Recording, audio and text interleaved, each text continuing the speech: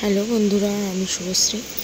দেখো, আজকে বাড়িতে একটা বড় ইলিশ মাছ হয়েছে বাজার থেকে, তো সেটারই আজকে ভাপা করবো। চলো তোমাদের সাথে রেসিপিটা শেয়ার করি ভাবলাম। দেখো, ফার্স্টে আমি একটু মাছগুলোতে নুন আর হলুদ মাখিয়ে নিলাম।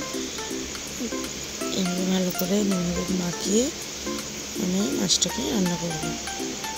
এভাবে সব কটা মাছের নুন হলুদ ভালো করে মাখিয়ে নেবো, যাতে মাছের ভিতর নুনটা হলুদটা ভালো করে ঢোকে। এবার দেখো, আমি সর্ষে পোস্ত মিক্সিতে বেটে রেখেছিলাম, তো সেটা আমি দিয়ে দিলাম। এবার একটু সর্ষের তেল দেবো।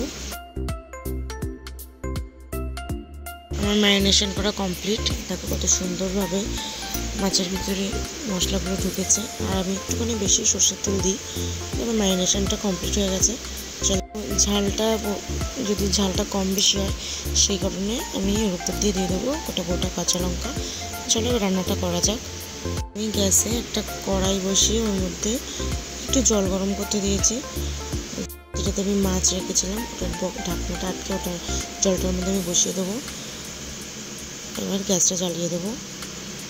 আমি এর উপর দিয়ে একটা নোড়া চাপা দিয়ে দেবো, কারণ জলটা যখন ফুটবে তখন টিফিন কোটার লাফাবে, সেই কারণে নোড়া চাপা। দেখা যাক আমাদের মাছটা দেখো সম্পূর্ণ রেডি। তোমরাও এভাবে বানাও ইলিশ ভাপা। ভিডিওটা ভালো লাগলে একটা লাইক, কমেন্ট অ্যান্ড শেয়ার করে দেবেন। Tata, by.